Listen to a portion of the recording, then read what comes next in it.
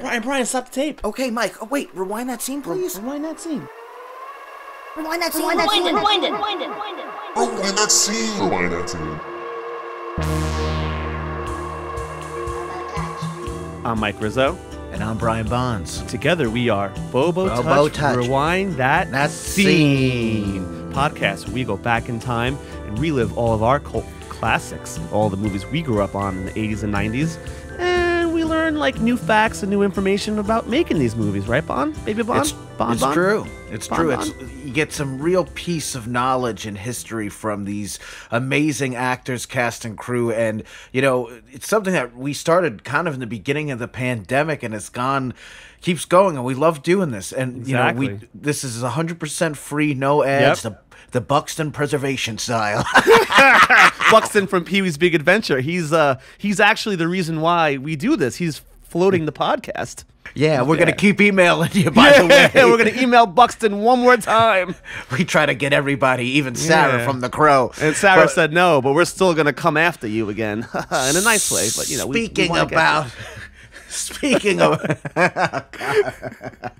Speaking about amazing female lead co-stars, we have an amazing one today in some of our favorite movies. Riz, why don't you break it down? Suzanne Snyder, who plays Deb in Weird Science, another movie that I think we're always referencing. You know, John Hughes, Making of a Female. That sounds really weird, but if you haven't seen it, please do a deep dive. Check it out. It's really great. I mean, all of his movies, you know, have a special kind of suburban vibe. But this one is so infused with its like dreamy sci-fi comedy stuff. I mean, I can't believe they pitched this and got it, you know, and then Kelly LeBrock. I mean, my mom was such a big fan of her. And I just remember seeing this scene when they created the girl and their faces. I mean, Anthony Michael Hall. Yes, Ian Michael. Yeah, you got this whole crew. You got little vintage Robert Downey Jr. in the movie. And it's so good. Yeah, and she's amazing in it. You know, you always wanted two nice girls to grow up and date like them, and they set such a good example in the movie. So when they get tortured, it scares me. Yeah, let's not forget how many men and boys probably had crushes on these two girls in this movie. It's true. So that's kind of cool. Yes, and she's also in another movie that we like about, you know, clowns, right? Killer Clowns from Outer Space. If you haven't heard that, we did one with Grant Kramer, her co-star, and she gets kidnapped. Oh, yes. She gets kidnapped real good. Yes. So anyway, without further ado, I think we should bring her on.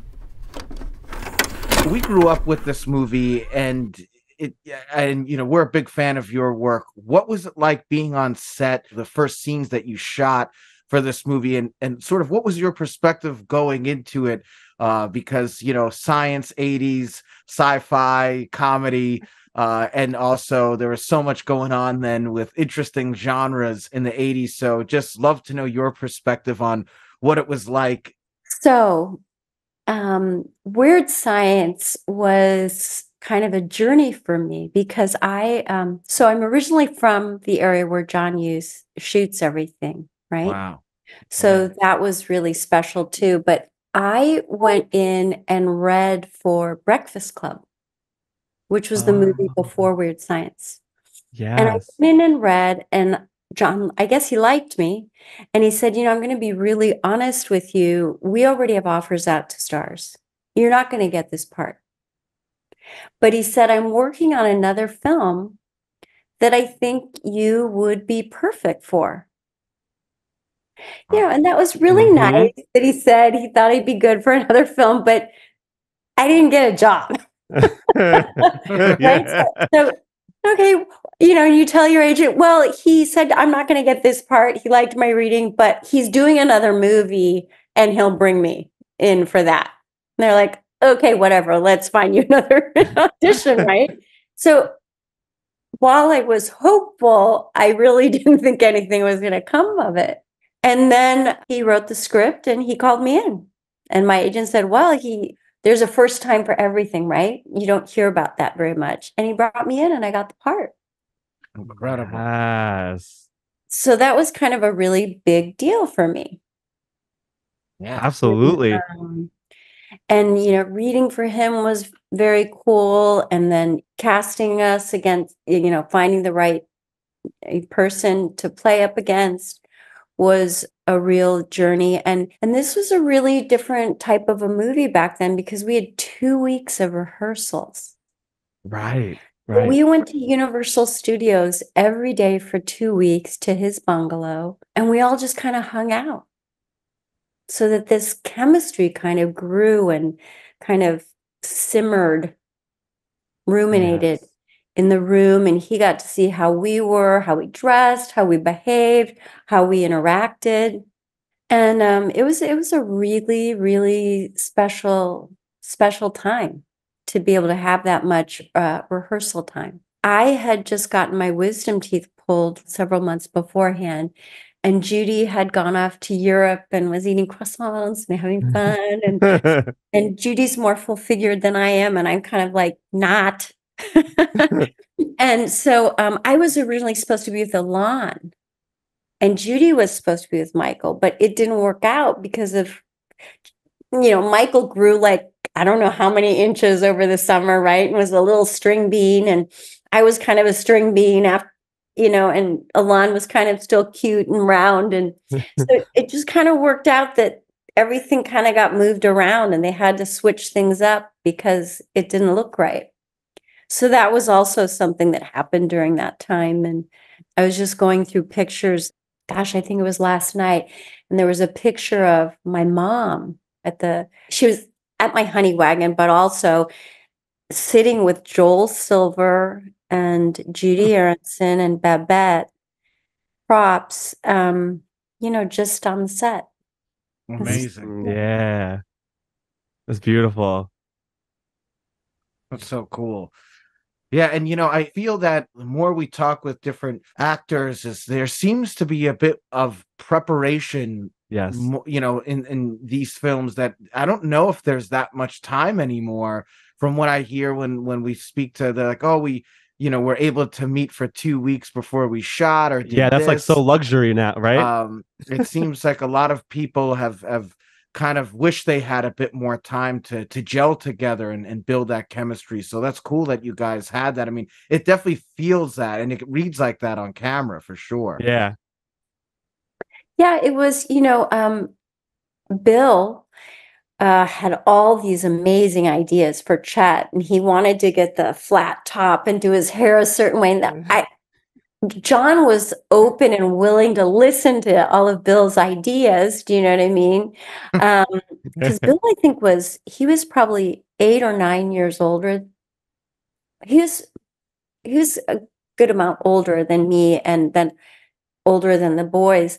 And Bill just had all these creative ideas, right, that he wanted to bring to Chet. And John was just also really open to us bringing our sense and our feeling of who we thought our characters were, which was really cool. And being on Universal Studios, that was when Back to the Future was being shot. Yeah. Right. That was when Purple Rain was just coming out. I'm dating myself right now, but we got to see Purple Rain before it came out. Joel Silver was friends with somebody in Bruce Springsteen's band from high school, and they came to the set. So it's just like, wait, what is happening? Yeah. A lot of cool stuff, right? Yeah. Really cool. Do you have any like of your favorite, just for like some of the diehard fans, because I feel like everyone that we grew up with was obsessed with this movie. Do you have any like, and you're a fan favorite, obviously. Do you have any like of your favorite stories, working with Anthony Michael Hall or, your other co-stars, or even Robert Downey Jr., like some of these people who are like in the 80s, who are so amazing still to this day, like any of your favorite moments or memories that you can share? Well, there's one that I share quite often because it was just so funny. When the kitchen is painted blue. Yes. And our his grandparents are frozen in the closet. And the grandmother had a twitch that she could not stop. And so, we start giggling and we start laughing. It just starts building. So it took a while to shoot that because she just had this like little it was like, oh my God. So, it was just, there was a lot of fun when we were in bed and Bill had to hit me on the nose with the gun. He's so sweet. He's such a sweet guy. He became a good friend of mine, and Bill didn't want to hurt me. So it didn't read though. He had to hit me. Yeah. For it to read. It wasn't a real gun, it was a plastic gun. It was like a rubber gun. So, but it still hurt. Yeah. I love that, how much of a gentleman he is. That's so beautiful. He's amazing. We love him so much. You also have like that scene with Vernon Wells when he takes you. What was that like? Because he's another favorite character too. Oh, I love Vernon. He's such a great human being. Yes. So because we were there for 2 weeks and they, they had all these different ideas, like who should we have? And then they thought Vernon Wells, from Road Warrior. Yes. And, he was in Australia and he was a serious actor and he did reprise this role and everything. And he came on and he was so big and scary. And I spent a lot of time under his armpit and I had to go home and wash my hair. But what a great guy. What a big heart. I mean, he's nothing like those characters that he plays. He's like a big mush. It's so funny. I love that.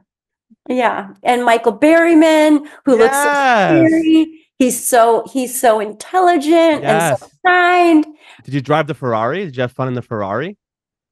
Super fun in the Ferrari. And remember, right? This was all shot where I grew up in high school. Oh, like legit? Legit. Your high school? Legitimately? Oh, yeah. Yes. So the mall, Northbrook Court, where we shot the mall scene, was where I hung out in high school. Oh, my God. That's insane. That was where I went shopping. That was where I went shopping and hung out with my boyfriend and my girlfriend and her boyfriend. Pouring slushies. I'm kidding. Nothing like that. But yeah, so it was a really special time. So my mom and my grandpa were there when we were shooting all that stuff at Northbrook Court. Yeah. Another thing that Brian and we recently spoke to Grant Kramer from Killer Clowns. Yeah. Who's also, we know that he told us you guys are really close still, which is awesome. But how ironic that your name is Debbie in both movies. Oh, I know. I've got a lot of, those are just popular names, right? Debbie, Deb. I've got a lot of Lisas. I know. I like 3 Crazy. Lisas in different movies. Yeah, I know. Are there any like nuggets? Like what's like your favorite Killer Clowns moment? So one of my favorite memories or moments. So I like being in Santa Cruz late at night with all of these extras, these insane monster clowns walking down the street, with streamers and all these different things. That was pretty wild. Being on the Santa Cruz where they have all the rides and everything, the boardwalk, when it's shut down, it was so spooky and so cool. Watching John Vernon. Yeah. Just being in that police station, watching him Steven was a good director and is a good director, but John had so much experience, right? Yeah. Watch him kind of set up that scene. And what he did with that scene, it was really exciting and thrilling as a young actor to watch someone like that do what he did. That's really cool. And it seems like there was a good energy between these films, Killer Clowns, as well as Weird Science. I can't believe the Bruce Springsteen and the E Street Band story too. There's something that is very magical about an era of films that came out then, and they're the best. Are there any sort of silly stories too when you've had to do things like kiss on camera or or act really scared, like in the living room scene when the motorcycle crew comes Oh through. yeah, that's good. That's good. You know, I remember just like how creative Weird Science and of course Killer Clowns, but just they're these comedic films, but they're really an exciting journey. Like I wish they made movies like this now, you know, And and it's super very, memorable. Everyone like yeah. always quotes it, and it's used for inspiration still. And the ending is so good Yeah. and very John Hughes-esque, but just wanted to know what those scenes were like. Mm. Well, so another just kind of funny little story. The house, Wyatt's house, was actually a friend of mine's house that I grew up with in high school. So when I walked up, the sidewalk up to the house, his dad was there and he was like, Sue? Mr. Momo? So the house where all that happened was actually really a place I'd been to in high school. How weird is that? I love this realism that you have connected to this. Yeah, so when the motorcycles drive, so we were on set, of course, when the motorcycles drove in, right? Because there was a lot of things going on, right? That bathroom goes upside down, and you got to see all of how they built that. It was all practical special effects back then, which I personally think, after having met a lot of people and talked to a lot of people on conventions and different movie makers, I think that we feel that they're more authentic. I think they move us in a way and touch us in a way, maybe because of all the energy people put into it to create it, better than CGI. Yeah. Absolutely. Maybe. You're present and seeing it and feeling it, and someone made it right in real time, you know. Tangible. And there's so much energy and focus and thought goes into it. Maybe. I'm not sure, but that's my own little. When the motorcycles drive in, they really drive in, guys. Whoa. So it's loud and it's scary, and Vernon is big and I'm little and I'm young and he's older than me, and to make it feel real, he wasn't gentle. So it was really easy to be afraid and to feel what was going on with that, with the motorcycle scene, and Michael Berryman, how he kind of snarls and growls. It's scary looking. So good. True. It's scary. And then with the kissing scene, I think that John Hughes was very sensitive and really got what it was like to be a teenager and a young person. Absolutely. And so whenever any of that kind of stuff was going on, the set was very quiet. He made sure you felt very comfortable. You felt safe. You didn't have to do anything you didn't want to do. Right. That's great. And so it felt like you were just with that person. I mean, I feel very lucky because I feel like my line, whatever you are, whatever you are, I like it, is basically the whole theme of that movie. Yeah. Mm-hmm. So I felt very lucky. Now, when I was that age, did I understand that? No. But as I matured, I went, oh, wow, this is a really great line I got to say. Yeah. And then outside and being in the cars and being in those neighborhoods, I mean, it was really cool shooting that movie like Oh that. my God. Because it was a big movie. And Yes. and they would take us out on the weekends in limos, and we'd go listen to jazz and blues and then stop off at White Castle and get food and then go back. I mean, it was just a really fun experience with everyone. And with Killer Clowns, I had the opportunity to work more with the special effects and with the Kyoto Brothers more closely in terms of those kind of the clowns and the teeth and, the balloon and all that kind of stuff. And so that was really cool because the Kyotos, they did Large Marge and they'd done a few other things before they did Killer Clowns. And so they had a really well-respected reputation. And they were also very patient, and they took the time to really explain everything so that you understood what was going on. And so that was really fascinating. And they're really good puppeteers also, right? Mm. Very Yeah, different movies. I know. But we're like obsessed with both of them. yeah, it's true. Especially the clowns. I do think though both films are ahead of its time. Again, you know, as silly and wild as it is, there is, I think, a reason why there's been such a big cult love for Oh, both yeah. films. And when you were mentioning, you know, The Breakfast Club earlier, I think Weird Science is, you know, sits in that realm of good vibes of those 80s movies. And then Killer Clowns, again, Santa Cruz, I know, you know, Lost Boys was Lost shot Boys. there too. And I love that embodies that too, because it's just a whole other vibe. And I think you're great in both of those films. Completely different Deb and Debbie's in Yes, those I know. movies. And you know, there's some scenes in that movie, Killer Clowns, that, you know, we're terrified for you, you know. So you know, the popcorn stuff. I mean, there's a lot of stuff going on. So I really, you know, want to just, you know, give you props as well Yeah. to how versatile you can be in these scripts that have these insane stories. Is there anything that you want to promote? So my hope is you'll be hearing about a Killer Clown game soon that Grant and I are in. I can't say for sure that we're in it or not, but my hope is that that'll be coming out soon. So that'll be really cool.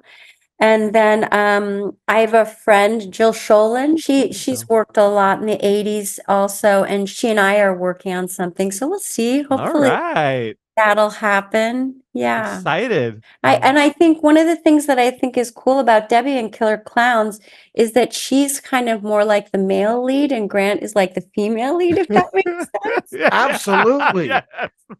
Absolutely. That whole dynamic between, you know, the police officer, ex-boyfriend, it's like you are the lead, and then there's these Yes. two dudes lingering that are like, and Absolutely.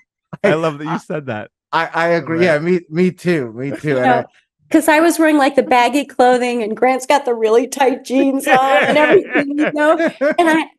And so I love that they kind of turned that upside down. Totally. well, yeah, and before we close, we always like to ask if there's any life advice you Oh, have yes.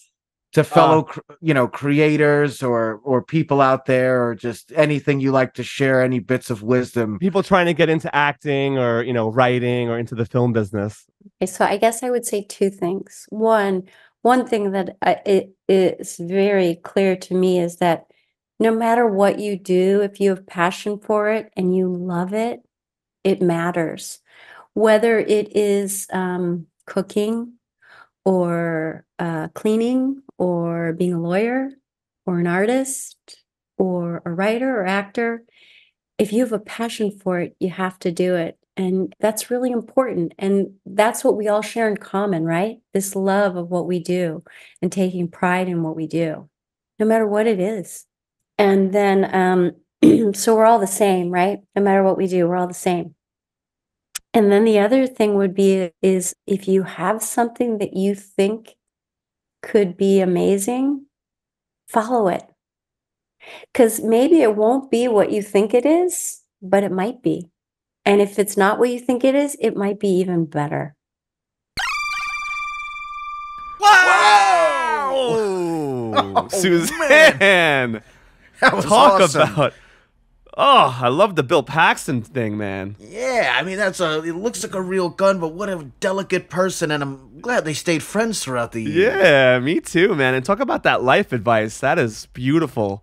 Yes. Following yes. that. Everyone needs to follow that. Yes, and I love these little stories, right? Like we were talking about Suburban earlier. Like they shot like this in her friend's house, the real house, and That's what you crazy. say? There's a hometown, right? Yeah, and a lot of the neighborhood spots that she went to actually in real life. Yeah, I mean, John Hughes, this is like the golden era 80s, you know, kind of Chicago vibe. Yeah. And I love the motorcycle crew, too. Yeah, you know? yeah. And yeah, I think, you know, sure, her energy is this like really smart sweetheart in this movie. Yes. I think just still also carries her into being such a lead badass in Killer Clowns. Man. Yes. It's called the Suzanne energy, all right?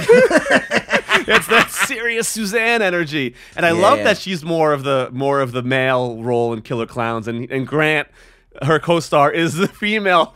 I love that she said that. Oh my god, that's so true. Oh my god. Well, this was great. An honor to have Suzanne. Thank you for coming on the show. If you haven't checked out our other episodes, give it a watch. Killer Clowns is a must. We have a web series, Bobo Touch Helpline. Check us out on all the social medias, right, Bonds? At Bobo Touch.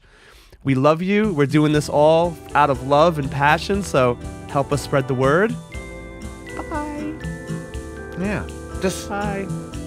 This episode was dedicated to Bill Paxton. Yes.